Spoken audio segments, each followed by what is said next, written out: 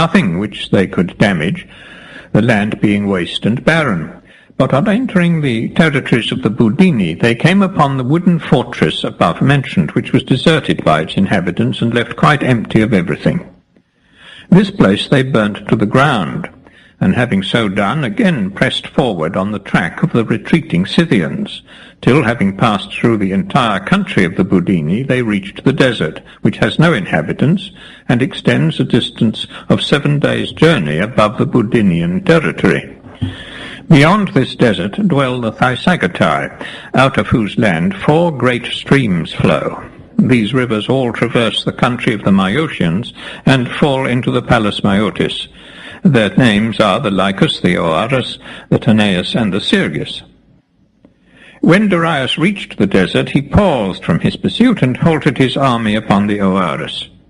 Here he built 8 large forts at an equal distance from each other, 60 furlongs apart, or thereabouts, the ruins of which were still remaining in my day. During the time that he was so occupied, the Scythians, whom he had been following, made a circuit by the higher regions and re-entered Scythia. On their complete disappearance, Darius, seeing nothing more of them, left his forts half finished and returned towards the west. He imagined that the Scythians whom he had seen were the entire nation, and that they had fled in that direction. He now quickened his march, and entered Scythia, fell in with the 2 combined divisions of the Scythian army, and instantly gave them chase. They kept to their plan of retreating before him at the distance of a day's march, and he, still following them hotly, they led him, as had been previously settled, into the territories of the nations that had refused to become their allies, and first of all into the country of the Melpomene. Great disturbance was caused among this people by the invasion of the Scyths first, and then of the Persians. So, having harassed them after this sort, the Scythians led the way into the land of the Androphagi, with the same result as before, and thence passed onwards into Nuris, where their coming likewise spread dismay among the inhabitants. Still retreating, they approached the Agathyrsi, but this people, which had witnessed the flight and terror of their neighbours, didn't wait for the Scyths to invade them, but sent a herald to forbid them to cross their borders, and to forewarn them that if they made the attempt it would be resisted by force of arms. The Agathyrsi then proceeded to the frontier to defend their country against the invaders. As for the other nations, the Melpomene, the Androphagi, and the Nuri, instead of defending themselves when the Scyths and Persians overran their lands, they forgot their threats and fled away in confusion to the deserts lying towards the north. The Scythians, when the Agathyrsi forbade them to enter their country, refrained, and led the Persians back from the Nurian district into their own land. This had gone on so long, and seemed so interminable, that Darius at last sent a horseman to Idanthyrsis, the Scythian king, with the following message. Thou strange man, why dost thou keep on flying before me, when there are 2 things thou mightest do so easily? If thou deemest thyself able to resist my arms, cease thy wanderings, and come, let us engage in battle. Or if thou art conscious that my strength is greater than thine, even so thou shouldst cease to run away. Thou hast but to bring thy lord earth and water, and to come at once to a conference. To this message Idanthyrsis, the Scythian king, replied, This is my way, Persian. I never fear men nor fly from them. I haven't done so in times past, nor do I now fly from thee. There is nothing new or strange in what I do. I only follow my common mode of life in peaceful years. Now I will tell thee why I do not at once join battle with thee. We Scythians have neither towns nor cultivated lands, which might induce us, through fear of their being taken or ravaged, to be in any hurry to fight with you. If, however, you must needs come to blows with us speedily, look you now, there are our fathers' tombs. Seek them out, and attempt to meddle with them, then ye shall see whether or no we will fight with you. Till ye do this, be sure we shall not join battle unless it pleases us. This is my answer to the challenge to fight. As for lords, I acknowledge only Jove, my ancestor, and Hestia, the Scythian queen. Earth and water, the tribute thou askest, I do not send, but thou shalt soon receive more suitable gifts. Last of all, in return for thy calling thyself my lord, I say to thee, go weep. This is what men mean by the Scythian mode of speech. So the herald departed, bearing this message to Darius. When the Scythian kings heard the name of slavery, they were filled with rage, and dispatched the division under Scopacis, to which the Sauromatae were joined, with orders that they should seek a conference with the Ionians who had been left at the Ister to guard the bridge. Meanwhile the Scythians, who remained behind, resolved no longer to lead the Persians hither and thither about their country, but to fall upon them whenever they should be at their meals. So they waited till such times, and then did as they had determined. In these combats the Scythian horse always put to flight the horse of the enemy.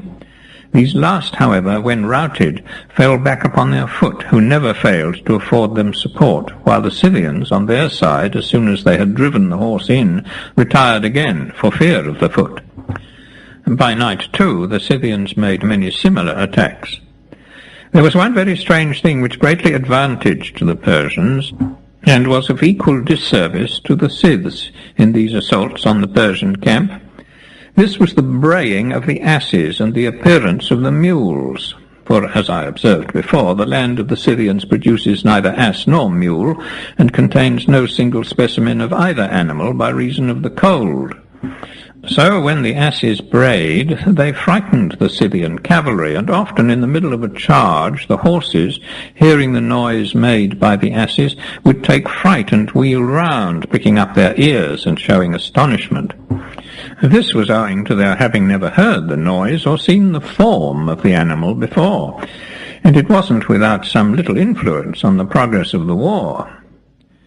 The Scythians, when they perceived signs that the Persians were becoming alarmed, took steps to induce them not to quit Scythia, in the hope, if they stayed, of inflicting on them the greater injury when their supplies should altogether fail. To effect this, they would leave some of their cattle exposed with the herdsmen, while they themselves moved away to a distance. The Persians would make a foray and take the beasts, whereupon they would be highly elated. This they did several times, until at last Darius was at his wits' end. Hereon the Scythian princes, understanding how matters stood, dispatched a herald to the Persian camp with presents for the king. These were a bird, a mouse, a frog, and 5 arrows. The Persians asked the bearer to tell them what these gifts might mean, but he made answer that he had no orders except to deliver them, and return again with all speed. If the Persians were wise, he added, they would find out the meaning for themselves. So when they heard this, they held a council to consider the matter. Darius gave it as his opinion that the Scyths intended a surrender of themselves and their country, both land and water, into his hands. This he conceived to be the meaning of the gifts, because the mouse is an inhabitant of the earth, and eats the same food as man, while the frog passes his life in the water, the bird bears a great resemblance to the horse, and the arrows might signify the surrender of all their power. To the explanation of Darius, Gobryas, one of the 7 conspirators against the Magus, opposed another, which was as follows: Unless, Persians, ye can turn into birds and fly up into the sky, or become mice and burrow under the ground, or make yourselves frogs and take refuge in the fens, ye will never make escape from this land, but die, pierced by our arrows. Such were the meanings which the Persians assigned to the gifts. The single division of the Scyths, which in the early part of the war had been appointed to keep guard about the Palace Maeotis, and had now been sent to get speech of the Ionians stationed at the Ister, addressed them on reaching the bridge in these words: Men of Ionia, we bring you freedom, if ye will only do as we recommend.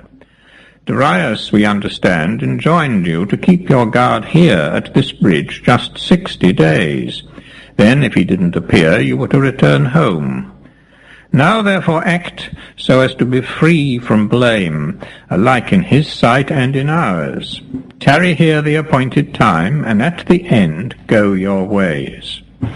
Having said this, and received a promise from the Ionians to do as they desired, the Scythians hastened back with all possible speed. After the sending of the gifts to Darius, the part of the Scythian army which hadn't marched to the Ister drew out in battle array, horse and foot, against the Persians, and seemed about to come to an engagement. But as they stood in battle array, it chanced that a hare started up between them and the Persians and set to running, when immediately all the Scythians who saw it rushed off in pursuit, with great confusion and loud cries and shouts. Darius, hearing the noise, inquired the cause of it, and was told that the Scythians were all engaged in hunting a hare. On this he turned to those with whom he was wont to converse, and said, "These men do indeed despise us utterly, and now I see that Gobryas was right about the Scythian gifts. As therefore his opinion is now mine likewise, it's time we form some wise plan, whereby we may secure ourselves a safe return to our homes." "Ah, sire," Gobryas rejoined, "I was well nigh sure ere I came here that this was an impracticable race. Since our coming, I am yet more convinced of it, especially now that I see them making game of us.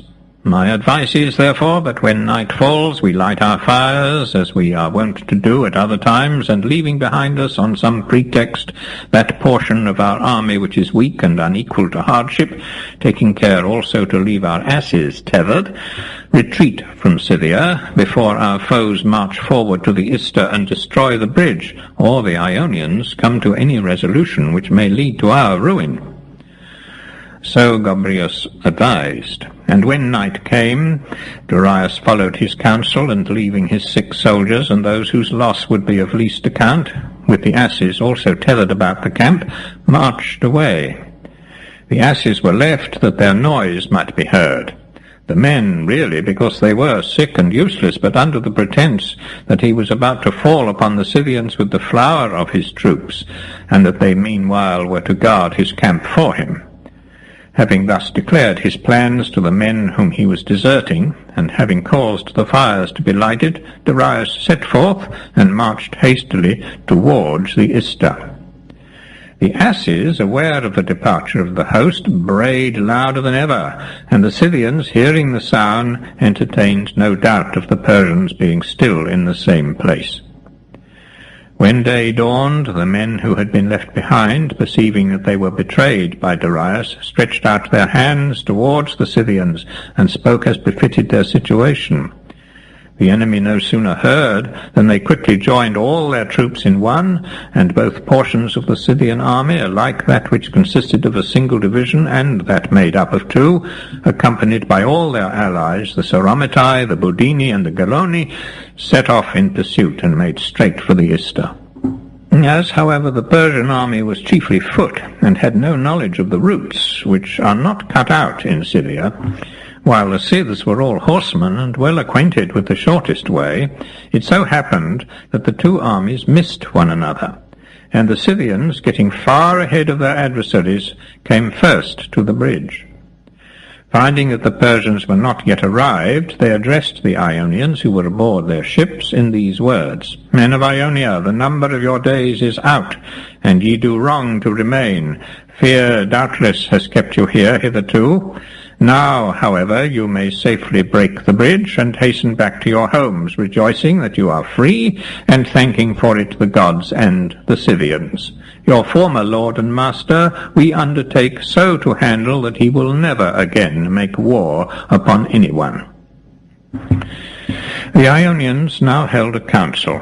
Miltiades, the Athenian, who was king of the Chersonesites upon the Hellespont and their commander of the Ister, recommended the other generals to do as the Scythians wished and restore freedom to Ionia. But Histiaeus, the Milesian, opposed this advice. "It's through Darius," he said, "that we enjoy our thrones in our several states. If his power be overturned, I cannot continue lord of Miletus, nor ye of your cities. For there's not one of them which will not prefer democracy to kingly rule." And the other captains, who, till Histiaeus spoke, were about to vote with Miltiades, changed their minds and declared in favour of the last speaker. The following were the votes on this occasion, all of them men who stood high in the esteem of the Persian king: the tyrants of the Hellespont, Daphnis of Abydos, Hippoclus of Lampsacus, Hierophantus of Parium, Metrodorus of Proconnesus, Aristagoras of Cyzicus, and Ariston of Byzantium, the Ionian princes, Stratus of Chios, Iacches of Samos, Laodamus of Phocia, and Histiaeus of Miletus, the man who had opposed Miltiades. Only one Aeolian of note was present, to wit, Aristagoras of Cyme. Having resolved to follow the advice of Histiaeus, the Greek leaders further determined to speak and act as follows.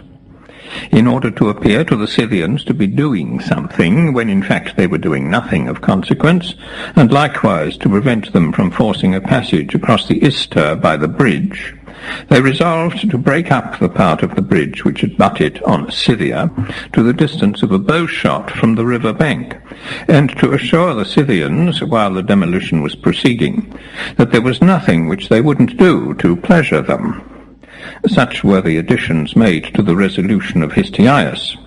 And then Histiaeus himself stood forth and made answer to the Scyths in the name of all the Greeks. Good is the advice which ye have brought us, Scythians, and well have ye done to come here with such speed. Your efforts have now put us into the right path, and our efforts shall not be wanting to advance your cause. Your own eyes see that we are engaged in breaking the bridge, and believe us, we will work zealously to procure our own freedom.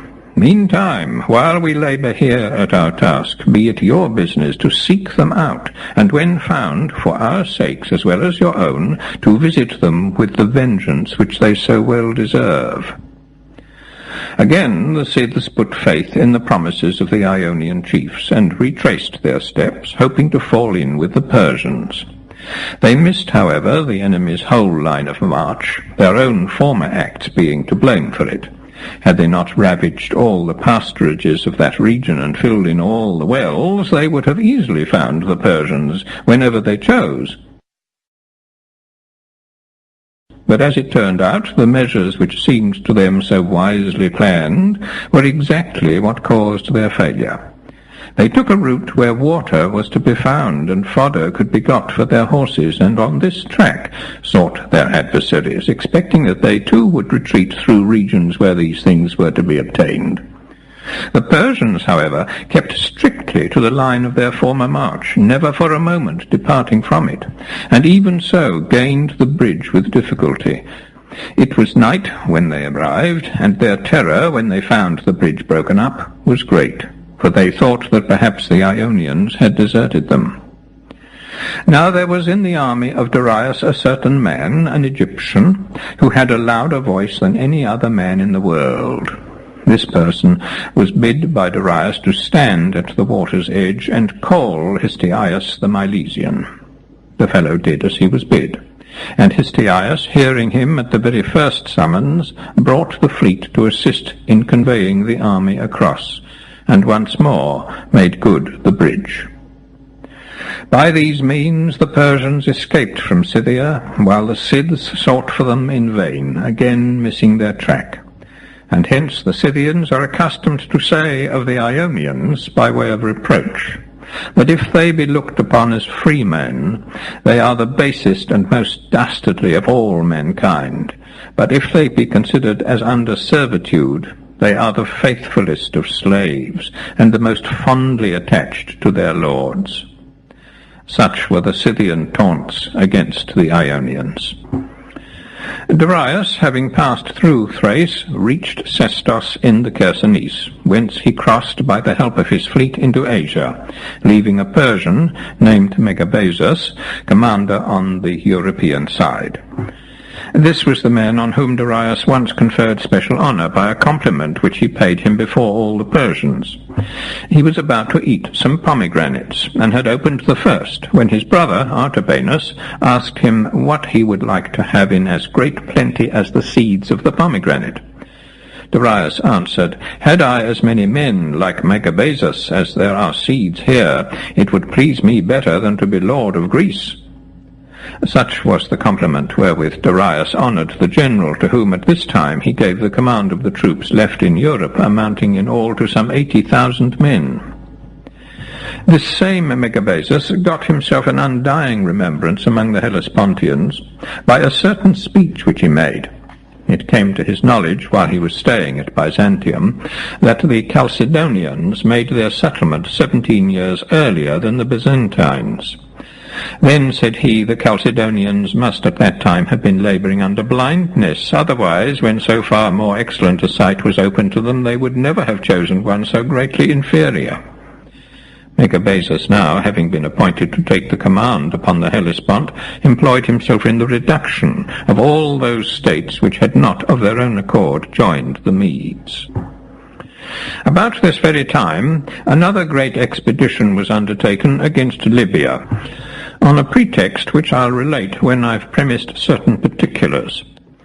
The descendants of the Argonauts in the third generation, driven out of Lemnos by the Pelasgi, who carried off the Athenian women from Broron, took ship and went to Lacedaemon, where, seating themselves on Mount Taygetum, they proceeded to kindle their fires. The Lacedaemonians, seeing this, sent a herald to inquire of them who they were, and from what region they had come, whereupon they made answer that they were Minii, sons of the heroes by whom the ship Argo was manned, for these persons had stayed a while in Lemnos, and had there become their progenitors. On hearing this account of their descent, the Lacedaemonians sent to them a second time, and asked what was their object in coming to Lacedaemon, and their kindling their fires. They answered that, driven from their own land by the Pelasgi, they had come, as was most reasonable, to their fathers, and their wish was to dwell with them in their country, partake their privileges, and obtain allotments of land. It seemed good to the Lacedaemonians to receive the Minii among them on their own terms, to assign them lands, and enroll them in their tribes. What chiefly moved them to this was the consideration that the sons of Tyndarus had sailed on board the Argo. The Minii, on their part, forthwith married Spartan wives, and gave the wives whom they had married in Lemnos to Spartan husbands. However, before much time had elapsed, the Minii began to wax wanton, demanded to share the throne, and committed other impieties, whereupon the Lacedaemonians passed on them sentence of death, and seizing them, cast them into prison. Now the Lacedaemonians never put criminals to death in the daytime, but always at night. When the Minii accordingly were about to suffer, their wives, who were not only citizens but daughters of the chief men among the Spartans, entreated to be allowed to enter the prison and have some talk with their lords. And the Spartans, not expecting any fraud from such a quarter, granted their request. The women entered the prison, gave their own clothes to their husbands, and received theirs in exchange, after which the Minii, dressed in their wives' garments, and thus passing for women, went forth. Having effected their escape in this manner, they seated themselves once more upon Taygetum. It happened that at this very time Theras, son of Ortesian, whose father Tisamenus was the son of Thersander and grandson of Polynices, was about to lead out a colony from Lacedaemon. This Theras, by birth a Cadmeian, was uncle on the mother's side to the two sons of Aristodemus, Procles and Eurysthenes, and during their infancy administered in their right the royal power. When his nephews, however, on attaining to man's estate, took the government, Theras, who couldn't bear to be under the authority of others after he had wielded authority so long himself, resolved to leave Sparta and cross the sea to join his kindred. There were in the island now called Thera, but at that time Callisti, certain descendants of Membliarus, the son of Poikiles, a Phoenician.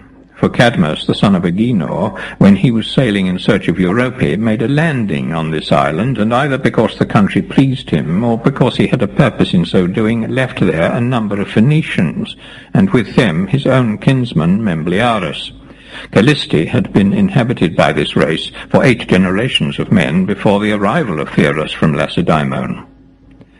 Darius now, having with him a certain number of men from each of the tribes, was setting forth on his expedition hitherward. Far from intending to drive out the former inhabitants, he regarded them as his near kin, and meant to settle among them. It happened that just at this time the Menei, having escaped from their prison, had taken up their station upon Mount Taygetum, and the Lacedaemonians, wishing to destroy them, were considering what was best to be done, when Thyras begged their lives, undertaking to remove them from the territory. His prayer being granted, he took ship and sailed with 3 Triaconters to join the descendants of Memblearus. He wasn't, however, accompanied by all the Menei, but only by some few of them. The greater number fled to the land of the Phoriates, and Corcans, whom they drove out, themselves occupying the region in 6 bodies, by which were afterwards built the towns of Leprium, Macistus, Phryxae, Pyrgus, Epium, and Nudium, whereof the greater part were in my day demolished by the Eleans. The island was called Thera after the name of its founder. This same Thyras had a son who refused to cross the sea with him. Thyras therefore left him behind, a sheep, as he said, among wolves. From this speech his son came to be called Aeolicus, a name which afterwards grew to be the only one by which he was known.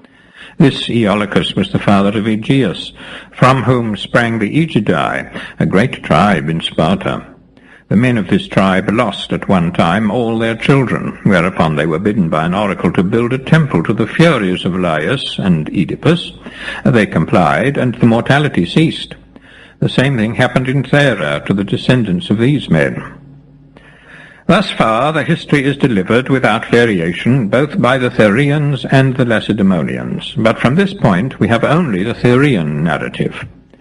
Grinus, they say, the son of Isanias, a descendant of Thyras, and king of the island of Thera, went to Delphi to offer a hecatomb on behalf of his native city. He was accompanied by a large number of the citizens, and among the rest by Battus, the son of Polymnestus, who belonged to the Meneian family of the Euphemidae. On Grinus consulting the oracle about sundry matters, the Pythoness gave him for answer that he should found a city in Libya. Grinus replied to this, I, O king, am too far advanced in years, and too inactive for such a work. Bid one of these youngsters undertake it. As he spoke, he pointed towards Battus, and thus the matter rested for that time. When the embassy returned to Thera, small account was taken of the oracle by the Therians, as they were quite ignorant where Libya was, and weren't so venturesome as to send out a colony in the dark.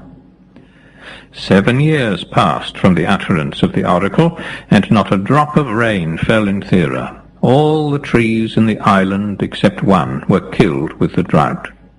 The Therians upon this sent to Delphi, and were reminded reproachfully that they had never colonized Libya. So, as there was no help for it, they sent messengers to Crete to inquire whether any of the Cretans, or of the strangers sojourning among them, had ever travelled as far as Libya. And these messengers of theirs, in their wanderings about the island, among other places, visited Itanus, where they fell in with a man whose name was Corobius, a dealer in purple. In answer to their inquiries, he told them that contrary winds had once carried him to Libya, where he had gone ashore on a certain island which was named Plataea. So they hired this man's services and took him back with them to Thera. A few persons then sailed from Thera to reconnoitre. Guided by Corobius to the island of Plataea, they left him there with provisions for a certain number of months, and returned home with all speed to give their countrymen account of the island. During their absence, which was prolonged beyond the time that had been agreed upon, Corobius's provisions failed him.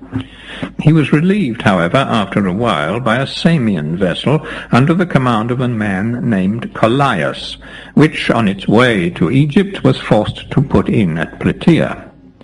The crew, informed by Corobius of all the circumstances, left him sufficient food for a year.